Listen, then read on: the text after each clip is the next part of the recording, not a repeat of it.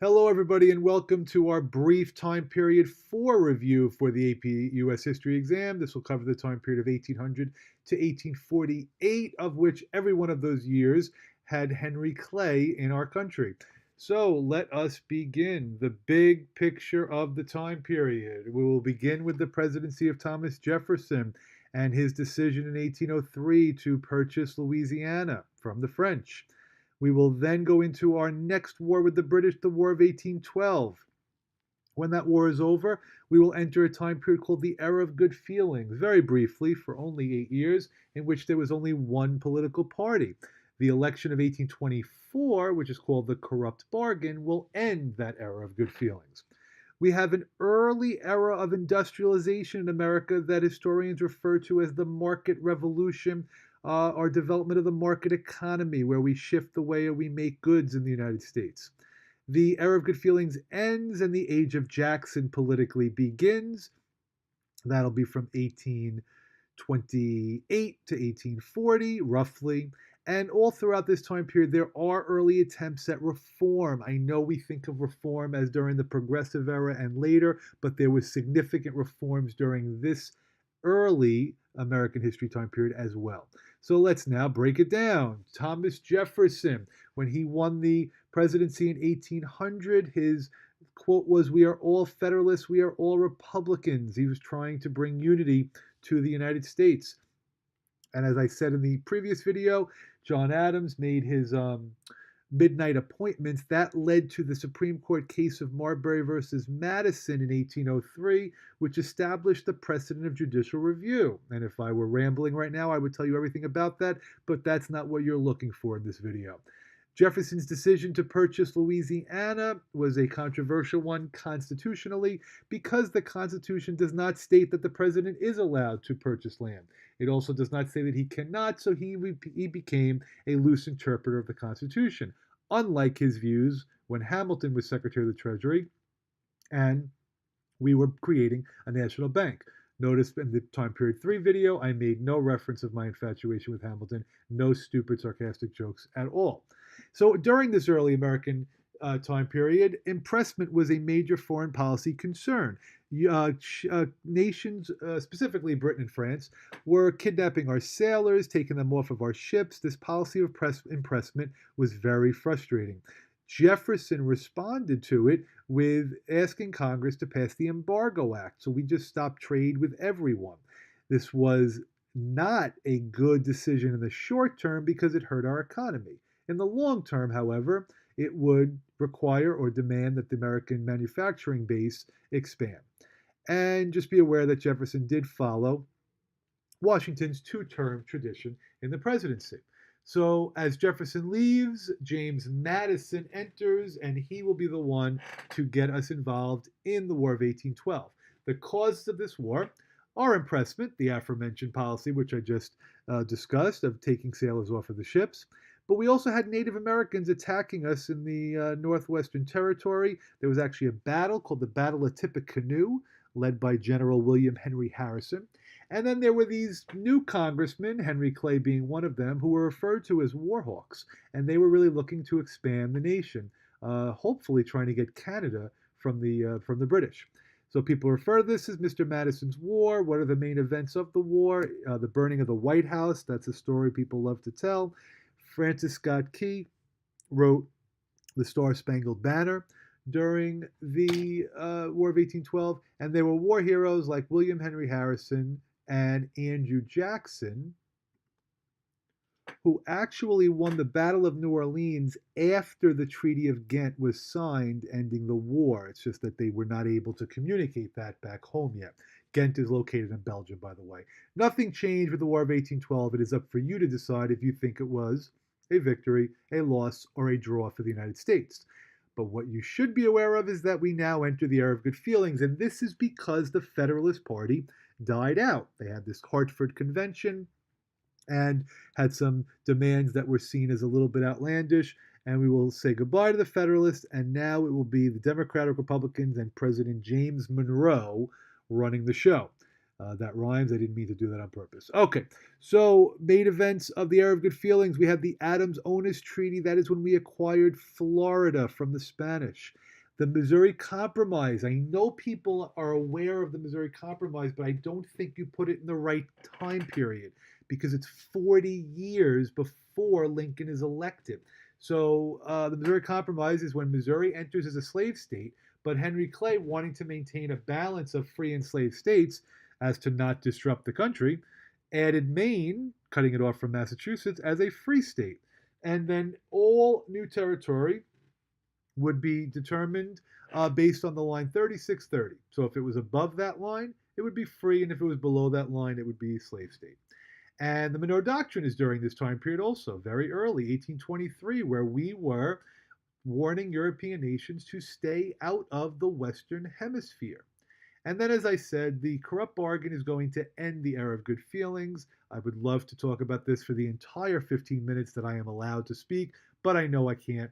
But it is the election where John Quincy Adams allegedly made a secret deal with Henry Clay to become elected, and in return, Clay would become Secretary of State. And that's as much as I'm going to say. This gets Jackson angry because he won. I just said it was all I'm going to say, and now I keep talking. This is giving Andrew Jackson reason to kind of break away and form his own Democratic Party, and that leads to the end of the era of good feelings. All right, now I'll stop. Early industrialization, the market revolution. I think you're familiar with this. We used to make goods at home. Now goods are being made in the factories. Lowell system in Massachusetts being one example where young women were living on the grounds and working in these factories. But whenever you think of early industrialization, I really would like you to focus on Henry Clay's American system. And he believed that we should have tariffs so that we could encourage people to buy American goods. We should have a national bank, as Hamilton wanted, but his focus is on internal improvements. That would be at the time roads, bridges, canals, even early railroads. So the transportation revolution starts early on. And I think this is a very important part of the development of the United States. And I would like to talk about Henry Clay even more, but I know that I can't, so I'm moving on. So now we get to the age of Jackson, which that's Jackson, but I have to be honest, that doesn't look like him. That looks like a photo from today. But anyway, Jackson, who some people could do compare to President Donald Trump, here are the main topics of his presidency. So we have the Peggy Eaton affair. This was when Peggy O'Neill Timberlake had an affair with the Secretary of War, John Eaton. And why would this be at all relevant to politics? Well, number one, Jackson's own wife died due to the intense media scrutiny that she received for being married to Jackson before her first marriage ended, even though her first husband died. And Peggy Eaton is creating a stir because the other cabinet wives don't like what she's doing with John Eaton. So John C. Calhoun's wife, Florida, tells the women to not talk to Peggy Eaton, and this leads to a rivalry between Jackson and John C. Calhoun, who just so happened to be the vice president of the United States and also from South Carolina, and this leads to him eventually resigning.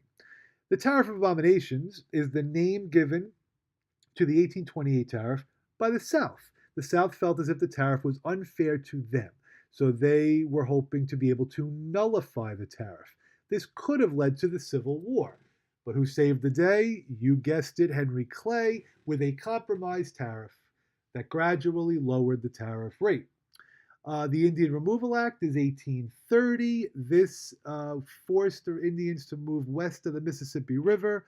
The one group that refused to go were the Cherokee, and their argument was that they had the same system of government as the Americans. They spoke English. They didn't need to be any further assimilated or separated, but the Supreme Court first ruled against them, then ruled in their favor, and Jackson is quoted as saying, John Marshall has made his decision, now let me see him try to enforce it. John Marshall was your Chief Justice of the Supreme Court. Any question on John Marshall should end with the answer of the federal government being strengthened. The bank war. Out of all of these, I think the bank war is the one you remember the most. But the bank war involved Henry Clay trying to get the bank extended early, and he needed Jackson's approval. Jackson vetoed it, Hope you remember that Jackson was sometimes referred to as King Veto for all of his vetoes, used it more than the first six presidents combined. Uh, but it backfired on Clay because Clay ran for president against Jackson and lost. And then Jackson took the money out of the bank and had his Secretary of the Treasury put it into state banks. But this first Treasury Secretary wouldn't do that. So then he had to wait and fire him and find another one and fire him. And I think you all remember. Now you can say it, everybody together. Which Chief Justice, which Secretary of the Treasury eventually did it? I'm glad you all said it together. Roger Taney. I think pronounced Tawney, but spelled Taney. And under Jackson, there was a great expansion of democracy. So it's not that Jackson is single handedly doing this, but at this time, states are getting rid of the property qualifications to vote, the religious qualifications. They're expanding the voting rights, not for African Americans, not for women, but they're also allowing the people to get involved more in the nominating of presidential candidates. We will have conventions, no more King Caucus. Good changes at the time.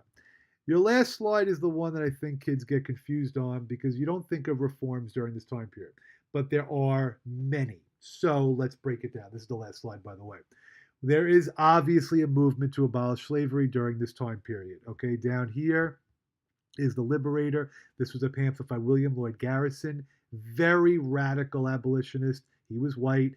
He burned a copy of the Constitution, called it a slave document, and he wanted to not only end slavery, but not compensate the slave owners for anything. There are other abolitionists. There's Frederick Douglass, I should have put on here. Um, Nat Turner was the black man who started a very violent slave revolt in Virginia, we talked about. So abolition is a key issue at this time. Temperance, yes, believe it or not, the movement to ban alcohol started very early. Women largely were responsible for this, but men were involved. Down here, this is a name I did not teach you this year, but Neil Dow was from Portland, Maine, and Maine was the first state to ban alcohol in 1851. Early women's rights during this time period. Try to remember the phrases cult of domesticity and Republican motherhood. During this time period, women were expected to take care of the household, also expected to train and teach their children good citizenship skills. But you will see women in 1848 hold their first convention in Seneca Falls, New York. And this was really motivated by the fact that 8 years earlier, women traveled all the way to London to take part in an anti slavery convention worldwide and were told they weren't welcome in the meeting. So this made them realize that their fight was long overdue. All right, utopian societies. You have the Shakers, you have the Oneida community, you have New Harmony. People are going to decide we want to just break away and live our own type of lifestyles. So if you remember, the Oneida community was known for silverware, and they were known for no sexual relations. No, I got that wrong. The Shakers were known for silverware. No, I got it right the first time. Oneida was known for silverware. I'm not redoing this one. I've already redone it 3 times. But these utopian societies were very prominent in New York and in other states as well. Transcendentalists. The Transcendentalists were led by Ralph Waldo Emerson and Henry David Thoreau. These were two of the leading thinkers. The whole concept of transcendentalists is to try to connect the individual with nature. Henry David Thoreau was very much against war. They were against slavery. These are writers. These are thinkers. If you remember those quotes that I read to you and asked you to ponder at the time. And then let's make sure we get this second great awakening. I don't know. It seems to be on every practice test. The first great awakening is during the 1730s. That's when Jonathan Edwards gave his Sinners in the Hands of an Angry God speech. So now the second great awakening is upstate New York. And this was in Rochester, referred to as the burned over district. There was just a lot of different new religions being formed. One of the ones I told you were the Mormons. And it's just another example of religious revival at the time. So I rambled. I made a mistake. Like I said, I am not redoing it. I'm human and I'm doing my best here.